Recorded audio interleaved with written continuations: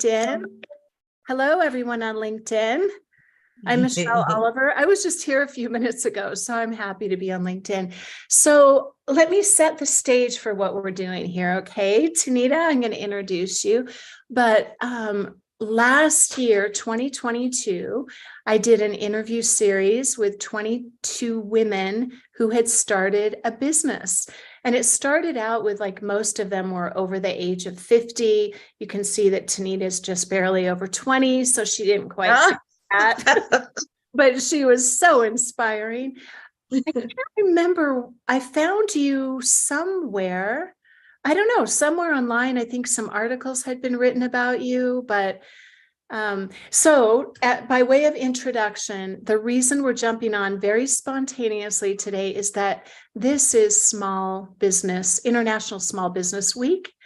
And I just want to honor all small businesses because it is no easy feat to build a business, to keep a business going, to grow a business, keep it going some more, scale it, whatever stage you're in, it's a challenge. And Tanita, would you just introduce yourself and share a little bit about who you are and what your business is? And then we'll get into it. Sure. Thank you. Thank you, Michelle. I appreciate it. Well, I'm Tanita L. Strand. I'm the owner of Status Co. Leather Studio. That's my public name, of course, on paper, Status Co. LLC. And I'm a leather merchant. I'm the leading leather merchant in the state of Alabama. Started my business in 2019, right before COVID hit. And so I curate, retail, supply, and produce premium quality leather goods, finished goods. I also sell remnants and hides as well. So that's the gist of what I do. Of course, I began online, and I'm in the process of opening up my first flagship retail store in Enterprise, Alabama. Which is phenomenal. Everything you do is like the timing, it's kind of against all odds, right? 2019, very awkward time, very good time, actually, good and bad. It's always that way. So the reason that I was interviewing you before and was so moved, and by the way, anyone that's watching this, I'm now releasing all of those interviews to the public. Like, you don't have to register to see them. So I will put the link in the description of this video and people can go, you can learn her entire story, which is phenomenal. It is one of the most inspiring stories I've heard in all the women that I interviewed, honestly. Your discipline, your focus, your certainty, your commitment. I mean, this woman does not perceive obstacles. She knows what she wants. She just steadily keeps going, and look what you've created. So share a little bit about your flagship, and congratulations on that. It's very interesting you'd be opening a retail shop when a lot of them are closing. Can you speak to that a bit? Well, of course, I had careful thought about it because I saw big lots. I saw, Office Depot. I've seen J.C. Penney, and this is just in my town, in the major commerce town of Enterprise alone. This is all within possibly a 10-mile radius. All of these big box businesses are closing. So it was a scary time, but one of the things that I considered is the fact that I'm the only I will say this now, the most visible leather retailer in 100-mile radius. I will say that. And what that means is, many of the leather goods that are available are typically available by artisans that are crafting it, but they don't have a system or a network that allows them to bring the product to the public in a fashion where, you have a multiple amount of choices in terms of leather accessories, leather home designs, and things like that, And so I cornered the market. That's the one thing that I considered, when you're unique and you have something that nobody else has, where they can find it, and they they will come to you for it. And so that's the first thing that I actually considered. And over the last 4 years, I pretty much knew that I was becoming the most visible leather merchant in the area. You know, even when I started online, I still had a small studio space that I created, and there were people coming from Florida. And I'm only 30 minutes from the Florida border, but there were people coming to Florida, researching me on Google and coming to Alabama for leather. And I said, you know, so that was a significant part of my decision to just go ahead and open a store. Mhm. The other uh, thing that I considered is that I wanted an adaptive retail space. As we know, a lot of the bigger box brands were closing, even small businesses were closing because they were kind of one dimensional. In other words, they only provided one service, one product, so to speak, and that was it. But my concept of an adaptive retail space means that not only can I use the space for myself and my own, products and services, but I open it up to co-retail opportunities where people can do short-term retail. In other words, Airbnb for retail, because I have a space with other spaces in it that opens that opportunity. That's another revenue stream. The space is very gallery, oriented as far as the construction of the space. So it's an open, free, feel, you can breathe when you come into the space, which means that there are other events and activities. I can literally put down seating and it can become a meeting space. I can put a projector and a screen and it becomes a conference space. I can move everything, which was important, to have movable fixtures and shelving so Mhm. that it can become a yoga space. So I'm looking at the long term where I can have multiple opportunities to bring in revenue and sell my product. So that's why I said, okay, this is the time to do it. If I don't have, if I don't, I had some reserves where I said, okay, I can cover myself for at least the first 6 months of the rent in the space.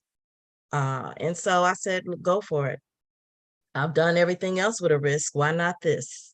you know, Yeah. why not? Well, the And risk is, go ahead. Go ahead. Sorry. and also I'm getting great reception, Ah, not only from the property owner, who, those spaces are coveted in yeah. commercial real estate. They're very coveted spaces, especially in places with high traffic. So Mhm. they are very choosy on who they place as a tenant in their retail spaces. And when I made the phone call, I said, hey, I'm a leather brand, I've been here, and I'm looking to open up a retail store. They were like, oh, this is wonderful. So the reception of the property owners, knowing that I was interested in their space alone, let me know that this was a great, fit, you know. Wow. Congratulations. You have come so far, so fast. It's remarkable. And yet, there is that invisible years and years of everything you did to get here, which is in the other interview. And I really encourage you all to go watch it. It's quite remarkable and inspiring. You know what I really, really enjoy and love about this? I work in the outdoor hospitality space, right? And it's all about experiential hospitality. Mm-hmm, And mm-hmm.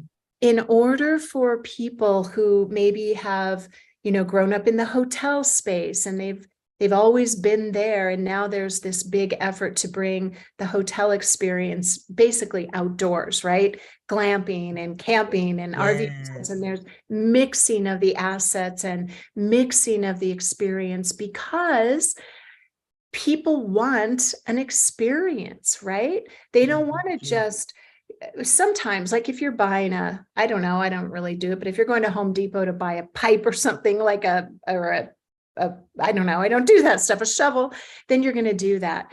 But in all of these other areas of life, we are craving community. craving connection, craving Mm-hmm. something new. We want to feel something. We want to engage. We want to discover, right? And I love that you are thinking outside of the box. And that is exactly what you have done in your space with your Mm-hmm. business. You're opening this up to possibility. You're offering people a really fresh perspective on what's possible for them. You're opening all these different streams of income, sources of revenue. We talk about that a lot in experiential hospitality, ancillary revenue that becomes the majority of your revenue. It's like if you own a restaurant, your revenue is coming from the alcohol, right? So you can't just be, I'm in a box and this is who I am. And the way you have networked and built relationships and created this is just, it's just beautiful and inspiring, Tanita. I'm so excited for your next Thank you. stage. Yeah. Thank you. So you just carry so many beautiful qualities that are required in order to build a business. What would you say to someone that is just starting out maybe with their business, or maybe they're struggling and who we never know who's listening and who needs what, but I'm confident that whatever piece of advice you have is going to land with the right person. So what comes to your Well, mind? the first thing I think of is your business name. Ah, Think like a visionary. yes, Create your business name that will reflect what you want to be for the future. yes. Because some people choose business names that place them in a box, where they're just kind of one-dimensional. True. So, be crafty enough to start with a business name that transforms that you can maintain as you transform in the future. I did that with Status Quo Leather Studio because I looked at the opportunity. I already knew that I wanted to create multiple revenues. So Mhm. the studio was a way that I knew that I could appear small, just starting as a small studio space, but it also could transform into this open gallery space where the experience of coming into retail almost feels like walking into a museum, and the leather bags Oh, and the leather goods are these artifacts that you're witnessing. But it was, so I made sure that I chose something that would stand out, be unique, and just kind of paint a different picture of, you know, a different than the variety store experience, where you come into a space and it's just all product and you yeah. don't know which way to go, that particular experience. People want a very boutique experience. And that's what I wanted to bring to leather, a very boutique experience. I knew in the beginning that my inventory was small. Mhm. So the boutique concept, the studio concept fit what my capability was at that time, you Yes. know. So you don't want a space that's overly big and you can't afford, but don't have enough product to fill it. So I knew that the studio space was the concept that I was going, and I didn't have to change that no matter how I grew. Right. Okay, so the Oh, I first thing love is choosing. that. Mhm, Yeah. And you're also, it implies this artistic element, right? An mhm, art studio. So regardless of how large you grow, you're always going to be that, like that's your brand. It's always a mhm. piece of art. It's always unique. It's always boutique. I really like that. And yet it also holds space for all of this other stuff that you can invite people in to be creative in their own way. I think this is something that with my clients, I spend a lot of time up front talking about vision. And I Mhm, know people poo-poo that a lot. It's like, oh, all that woo-woo stuff. But it's really true that the more time, or that I shouldn't say time, but the more clarity you have about who you are and what you want to create. Obviously, like where you want to go. If you don't know where you want to go, how are you going to create a map to get there?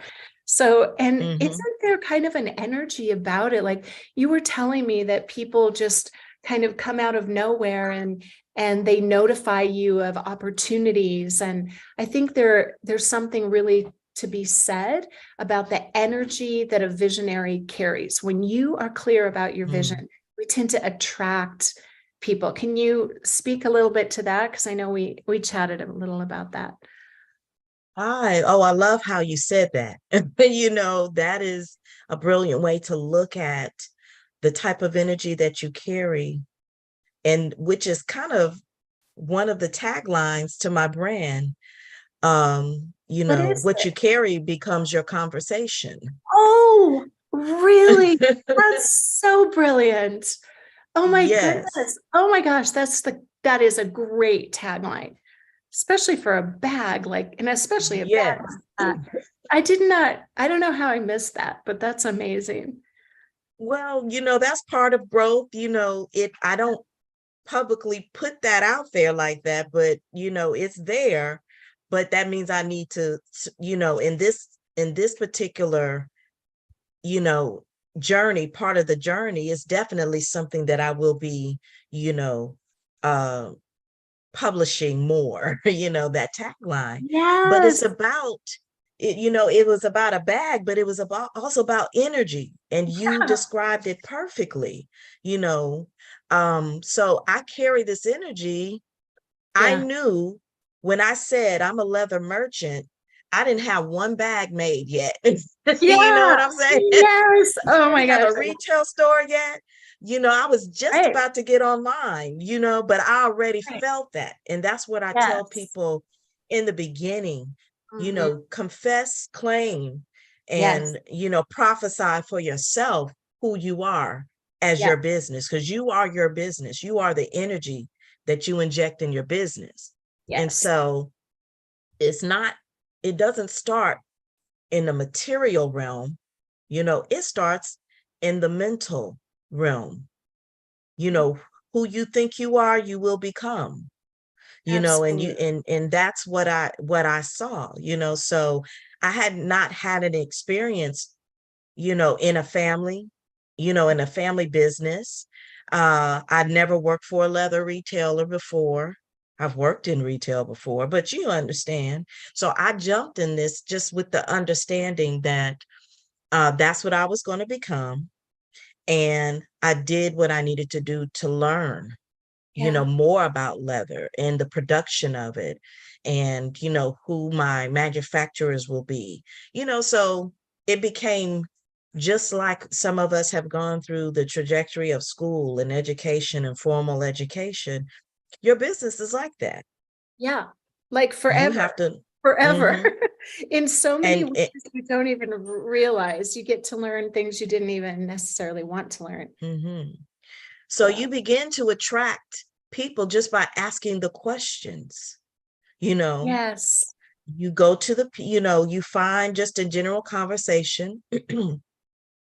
um, I can go pretty much anywhere, and it happens so often. My children know this about me, so they're like, okay, here we go. Every time we go somewhere, there's always this energy exchange where I Yeah. meet someone new, and it becomes another opportunity to network, you Yes. know. So I just carry the energy of wanting to know, learn, collaborate, and that becomes the places where I grow my business, and I create community around my business. So it is an energy thing. So beautiful. So absolutely correct. It's just, when people complain about all the stuff that's going on in the world, and I don't want to say that I'm all Pollyanna, but honestly, you get what you look for. You see what you search for, Hmm. Hmm. Excuse me. Hmm. And Hmm. I've noticed I do the same thing. It doesn't matter where I am. Oh my gosh, maybe I shouldn't be talking. Hmm. Anywhere there's a person or even an animal or a tree or whatever, there's always opportunity to lift your energy. And you can do that by lifting others. And when you are carrying a vision for a business, you have something that many people don't have. You have a vision, you have a purpose. And that's part of why you draw people into you for community, because people are starving for it, right? And a lot of people just don't have their own, and they want to connect with people that carry that kind of energy. And it's really true that it all begins in your imagination, regardless of what people want to believe. And I think there's a huge spiritual element to this. We're not just like pencil and paper and bodies, right? So a business allows you to build holistically, from your core values and your vision, and inspire other people, regardless of what the product or service is. And this is what is so inspiring about you, is that you have, I mean, gosh, I just have to say again, whoever's watching this, go watch her full interview, because you were so committed and steady. You saw who you wanted to be and who you could be in the midst of all these crazy, you could have perceived the obstacles as, oh, that's a sign that I should stop, right? Or that's a sign. A lot of people do that. They give up because, well, if that keeps happening, that must mean I shouldn't be going in that direction. Or if I'm too afraid, maybe that means I should pull back. When in fact, you did the opposite, right? If I'm afraid, I plow forward. I learn more. If there's an obstacle, it means there's some other way. There must be a creative way around that obstacle, or I need to know something more. And anyway, it's just, you're such an inspiration to whoever is watching. And yeah, so to me I too. appreciate it. I appreciate it. Yeah, I would also say, get your business credit in order. Get your personal credit Let's in talk order. about that. Get your business credit in order. That would be that you can do that early at the beginning, you know. Well, a lot of people, I don't know a lot. I don't know who's a lot and who's not. I know that many of the women, I still coach a lot of women, okay, even though I'm doing all these other things. And many people don't understand the difference. They don't understand how the reporting works. They don't understand the opportunities with business credit. So what was your process to learn about that? Did you just go meet with bankers? Like how did you know all of this? Well, the first thing is don't be afraid to pull your credit. That's the first thing. Some people go a long time without really recognizing what's on their credit. So, you get every time, if you're ever denied, you get a free credit report. Before you make large purchases, look at your credit. I actually registered for nav.com and Credit Karma. Credit Karma. And these are free platforms that allow you to kind of get a snapshot of what's happening with your credit, where you get these credit alerts. It doesn't necessarily replace, the three major credit reporting agencies, Experian, Experian, TransUnion and Equifax. Right. But what it does is it keeps you alert of things that are happening. And you can respond as they're happening, so to speak, instead of waiting 5 months, realizing that somebody reported this on your credit. So I would say first, do that. And of course, some of the rules, after 7 years, if after the last activity, after 7 years, if there are things on your credit report that you can dispute, go ahead and dispute those things.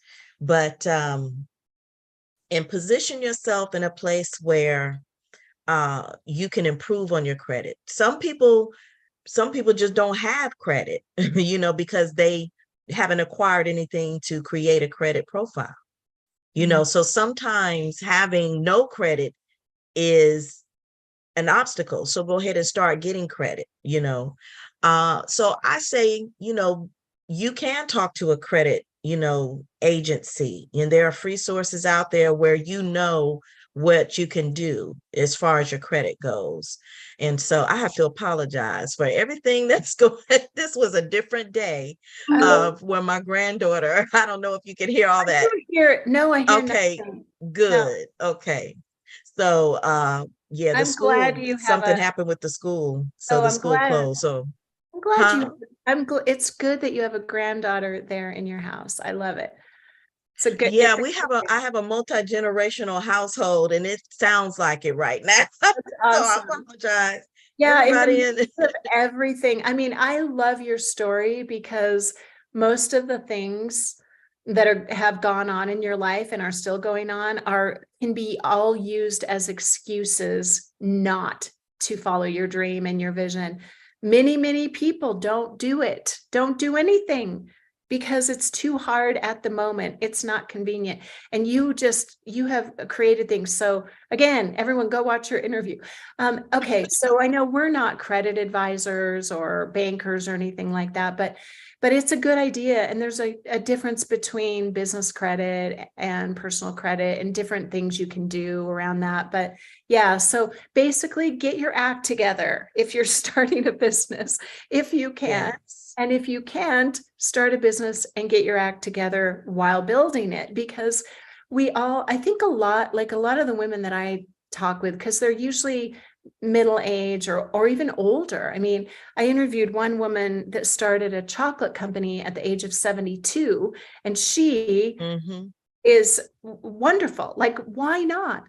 But many of these women, like, a lot of stuff has happened by the time you're 50 or 60 or 70 or even Mm-hmm. 40. Mm-hmm. Mm-hmm. And you can kind of get in that fixed mindset and you don't even realize it, afraid to pull your credit score. I went through that after I went through a divorce and all the issues. I Mm-hmm. sat on that thinking, I don't even want to know. Like, it was just too painful.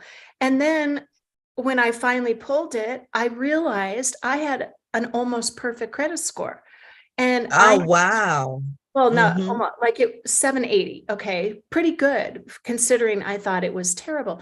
So I looked at that and I thought, how long was I preventing an opportunity? What could I have done? And it's Mm-hmm. all a Mm-hmm. mindset. So I'm admitting this publicly because I want anyone who's watching this to look at it. Could be any area of your life. It could be business, it could be health, it could be relationships, Mm-hmm. but we're only blind in one place, right? And that's where we are blind. Mm-hmm. We're only Yeah. blind where we're blind. Yeah. So And yeah, yeah. I will tell people, start your business credit early. And there are simple processes that you can do to actually create business credit. Getting 3 to 5 net zero accounts with some of some of the agencies or companies that offer startups net zero accounts or net 30 accounts. I'm sorry, like Uline, a Quill, it sounds simple, but that's how I started my business, building my business credit. Get you a DUNS number because you're going to need that to build your business credit. Um, Also, what I would say is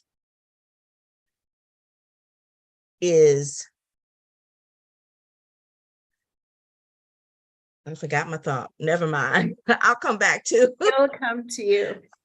There was something else that I wanted to add in. What I did at the beginning. Um, I'll think about that. But those were Okay. the two most important things that I can tell you: your name and getting your personal finances in order, your business credit in order to really make sure that your journey goes smoother than not having it. So Yeah. Wonderful. Well, I can't believe our time is over. I have to get on a call in 1 minute. yes, So yes. if you remember the third thing, text it to me and I'll put it in the comments, or come back and Oh, comment on this video and you can say, this is what and we will put your website in the description. I'll come back and do that. Or you can put it in the comments, or however you want to do it.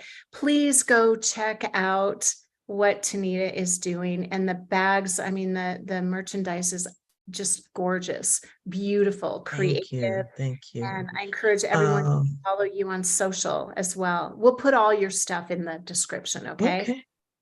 And I just remembered that last point Oh, that good. I was going to Okay. make. Yeah. Failure is not a final destination. Just remember that. Oh, the best. Failure is not a final destination because it will happen. Prepare. It's just like if you know you're jumping, you know you're going to land on the ground. But I'm just saying, you prepare for the impact. And that's all you, and what that means in business is your transitional strategy and your exit strategy is already in place. So if you know Yes. you're beginning something, know how you will get out of it or change from it. And what the indicators are when it's time to change or transition. So things happen, stuff doesn't go right, things fail, but that's a learning experience and it's not a final destination. And with that, you'll keep moving. You'll keep moving forward. Failure is not a final destination. Keep moving forward. That's a beautiful message for everyone Yes, out there. Thank ma'am. you so much, Tanita. God bless you. I just love that we've Thank you. reconnected, and I'll be in touch. We need to connect much more often, and I will follow your story and share. And I must away because I've got a client waiting for me. But Yes, thank indeed. you. God bless. Have a beautiful weekend, everyone. Thank Bye. you.